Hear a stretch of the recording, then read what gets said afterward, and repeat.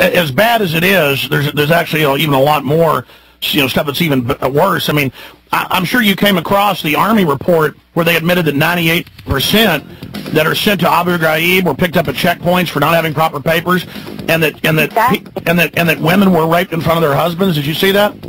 Yeah, absolutely. And I mean, that's what happened to our lead guy who was murdered. I mean, and it's very much, and the reason we know about these stories is because of the incredible people on the ground in Afghanistan working for the papers in America. You know, people like Carl de Gaulle who discovered the Dilawar story. Tell you what, stay there. We'll be back in 1 minute.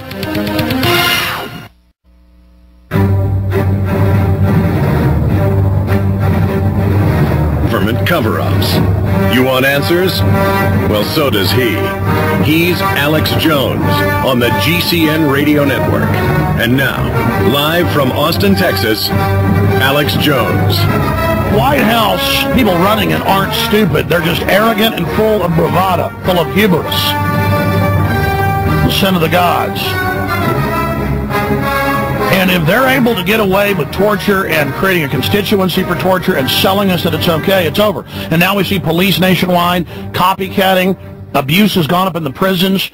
Eva, your film really points all this out, that we really have been seduced over to the dark side. I think we're pulling away from it now. That's why I just think this is one of the most powerful films, documentaries I've ever seen, because I think I know it all about this stuff and I'm immersed in it, but I became very upset, and I hardly ever feel almost panicked, but it was just exactly like some of the cell phone video inside the torture facilities, and my God, just seeing it, I mean, it makes movies like Saw or Hostel, that's nothing on the real thing, is it? Yeah, I think you're right. Another thing that I should mention is, we made this, as I said, we finished it a year ago.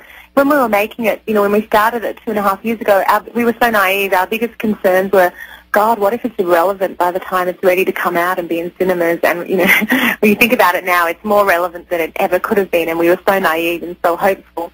But I do think that this is an incredibly exciting time, this part of the year up until November, and I feel like everyone in the country is outraged. Everyone is furious. It's so great that the film has got an Oscar nomination, because that's got an Oscar because it hasn't quite sunk in. Because you know what? A lot more people are going to see the film now. It's still in cinemas. It's going to get a lot more people to see the film. A lot more people will get outraged, and hopefully that will affect the elections later in the year. And also, the other thing you talk about is, just how what's been going on in the country has affected popular culture. And you mentioned 24 earlier in the show, and it's funny, I had never ever watched 24 before we did this film, and there was a weekend and I took home a couple of box sets of the whole series, and I was just, everyone loves this show. This was a huge show. People I knew loved this show, and I watched it, and I was just outraged. And I'm so happy that we used a clip in the film to explain what a ridiculous notion the ticking time bomb scenario is. Because I've seen it in law enforcement magazines long before 9/11. They were selling police on this, that there's a bomb about to go off. Do you torture the person's child to get answers? And then in 24, they actually have that plot.